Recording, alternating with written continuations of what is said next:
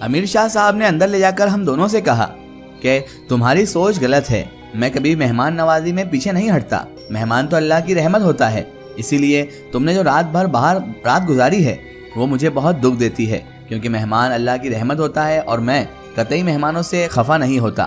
بہرحال جو ہوا ٹھیک ہوا، اب تم یہاں پر رہ سکتے ہو اور کھانے کا بندوبست کرنا پڑے گا، یہ لڑکا بھی یہاں پر رک سکتا ہے، لیکن اگر یہ جانا چاہے تو گھر والوں کی تسلی کے لیے اسے بھیجنا بھی ضروری ہے۔ صرف میرا ہی نہیں بلکہ حسن کا منہ بھی اب تو حیرت سے پوری طرح سے کھل چکا تھا، کیونکہ امیر شاہ صاحب جو کچھ بھی کہہ رہے تھے الفاظ تو مبین تھے، لیکن انتہائی حیرتناک الفاظ تھے ان کے، جو ہمارے دلوں پر بجلی کی طرح گر رہے تھے کہ انہیں اتنے زیادہ معلومات ہمارے بارے میں کیسے، ہمارے یعنی میرے اور حسن کے درمیان جو بات ہوئی تھی آخر وہ امیر شاہ صاحب کو کیسے معلوم ہے۔ وہ تو پلٹ کر اپنی بات پوری کر کے واپس چلے گئے، لیکن میں اور حسن ہم دونوں ایک دوسرے کو آنکھیں پھاڑ پھاڑ کر دیکھے جا رہے تھے۔ کچھ دیر بعد حسن کہنے لگا، شاذل یہ کون بزرگ ہیں اور یہ کیا کہنا چاہتے ہیں؟ انہیں ہمارے بارے میں اتنا زیادہ معلومات کیسے ہے؟ انہیں کیسے پتا کہ میرا کوئی انتظار کر رہا ہوگا؟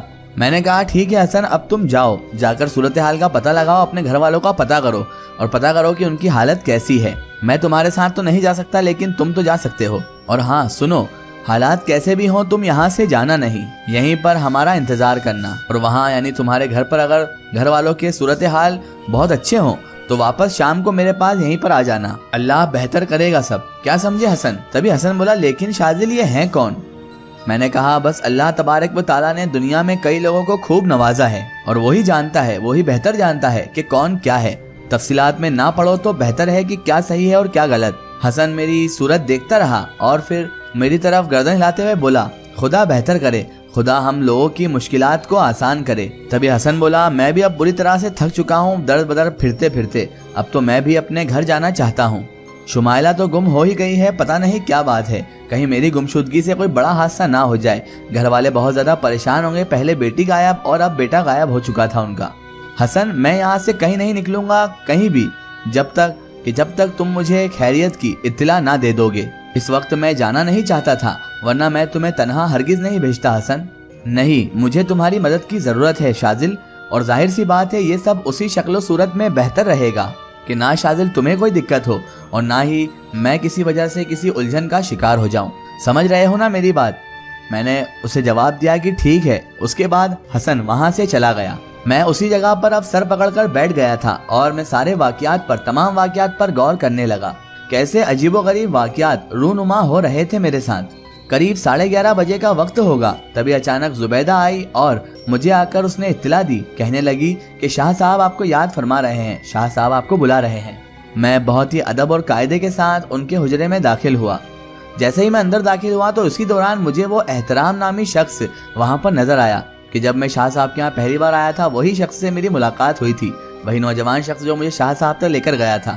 نہ جانے کیوں پر مجھے اس کی شخصیت جو تھی وہ بڑی عجیب سی محسوس ہو رہی تھی۔ اس کے بعد میں شاہ صاحب کے حجرے میں پوری طرح سے داخل ہو چکا تھا۔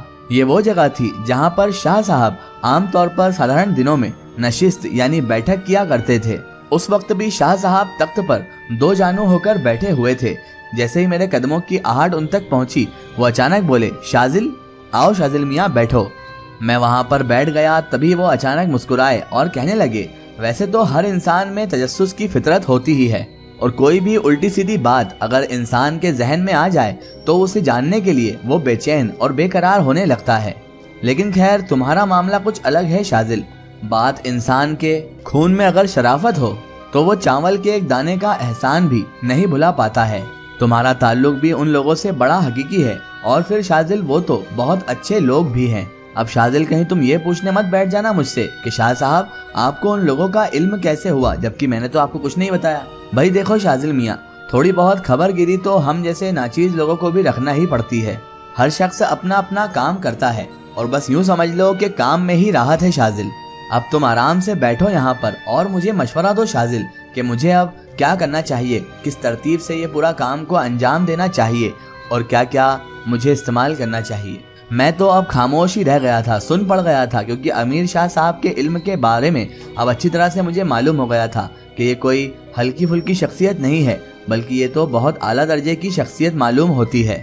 اور ویسے بھی کون سی نئی بات تھی کہ انہوں نے حقیقت آشنا میرے سامنے کر دی تھی، اس سے پہلے بھی انہوں نے سب کچھ میرے بغیر بتائے ہی مجھے بتا دیا تھا، تو یہ تو بہت چھوٹی بات ہے۔ امیر شاہ صاحب وقت سے پہلے ہی حقیقت سے آگاہ ہو جایا کرتے تھے۔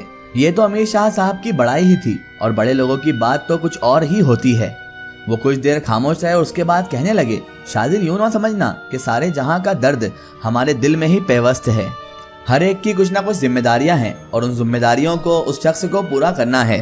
ہاں، ذمہ داریاں پورا کرنے کے بعد اگر وقت ملے تو دوسروں کے دکھ درد میں کام آنا چاہیے اور دکھ درد کو بانٹنا چاہیے، اور ہو سکے تو اس کے دکھ درد کو کم کرنے کی کوششیں بھی کرنا چاہیے۔ خیر چھوڑو شاذل، وعدہ تو کرو، اور اگر نہیں کیا ہے تو کر لو ابھی۔ اور وعدہ یہ ہے کہ تم سوال نہیں کرو گے، بس مطلب کی بات کرو گے، اور پہلے تم وعدہ کرو۔ انہوں نے منہ تبسم ہو کر کہا، یعنی کہ مسکراتے ہوئے کہا۔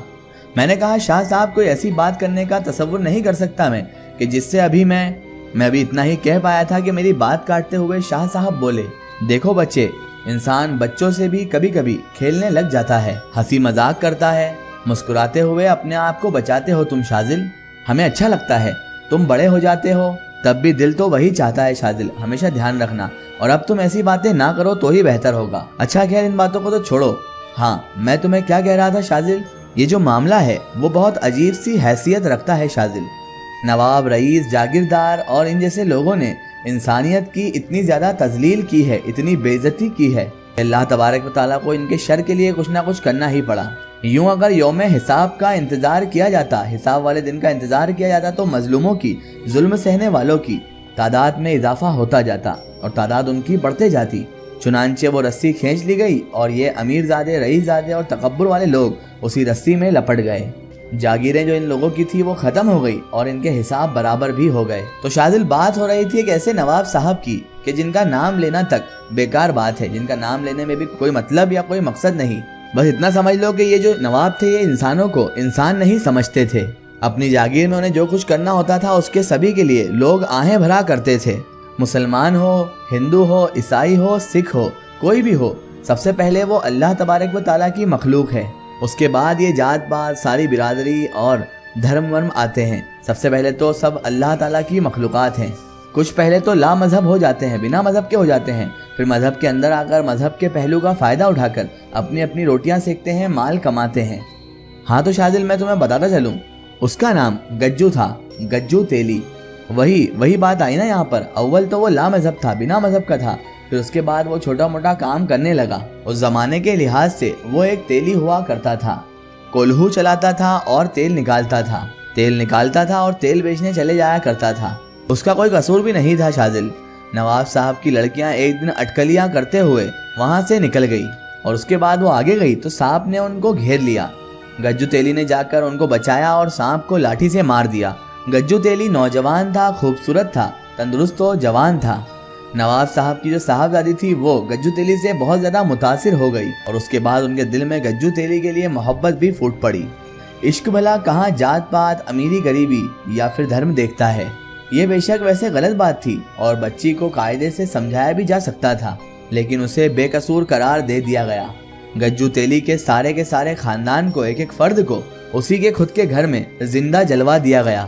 اور کیونکہ نواب صاحب کی بات تھی اور وہاں پر کوئی ایسا نہیں تھا جو نواب صاحب کو یہ کرنے سے روک سکتا تھا یا گجو تیلی کو اس کے پریوار کو سزا دینے سے روک سکتا تھا، کوئی ایسا نہیں تھا۔